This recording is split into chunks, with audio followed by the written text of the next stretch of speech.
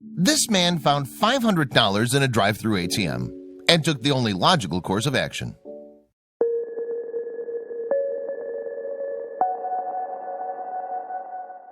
But before we start, please make sure to subscribe to Did You Know and hit the bell so you never miss an upload from us. Also, leave a like right now.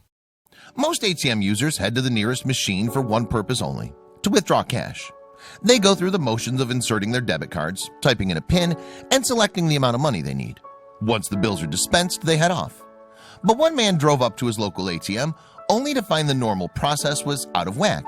Money was already waiting for him in the machine. Some may have driven off with the unclaimed $500, but he decided to take the only logical course of action.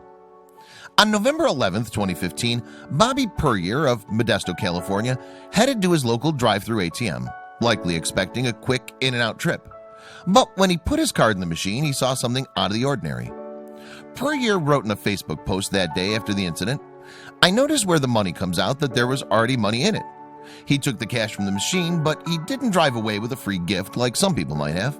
Instead, he counted the money and realized it was a larger than usual amount of cash to be withdrawing, $500 in total. Then he drove his car around to the bank, got out of his car, and went inside with a wad of bills." When it was Puryear's turn to speak to the teller, he explained what had happened before giving her the money he'd found. Puryear wrote in his Facebook post she wouldn't take it. She called over her manager, who had a similar reaction. Puryear wrote, "He said, 'What do you expect me to do with it?' The Good Samaritan suggested that the bank staff check and see who had used the ATM before Puryear. Perhaps withdrawal records would show whose account had been reduced by $500. It turned out that Puryear's plan of action was completely plausible. It took the bank just one day to find the person whose money he had found. They called him to let him know that they had located her, and she was on the line to express her gratitude. The woman on the phone was named Edith, according to Puryear. She told him that she was 92 years old and had gone to the ATM to withdraw the cash she needed to pay her rent. The $500 he found would pay the $480 sum she owed her landlord. Surprisingly, that wasn't all. $500 was all the money she had saved in her account, and $480 of it would go to rent. And to thank Puryear properly, Edith said she wanted to give him the $20 left over after she paid her rent. That was all the cash she had to get through the rest of the month, though, and Puryear knew it. He turned down her offer quickly and graciously. "I told her absolutely not, and to have a great day," he wrote. After that, Puryear hung up the phone, but he couldn't stop thinking about the woman with whom he'd just had a conversation. Even though she got her $500 back, she would still only have $20 to get her through until the next month. Eventually, he decided to stop worrying about her financial situation and do something about it. He called the bank again, but this time he put in a different request. He wanted to transfer money from one account to another. Puryear had the bank move $200 from his account to Edith's, an action he likely thought was the end of the exchange with the elderly woman. But he soon found out that his kindness had an impact on the bank's employees, and they took action too.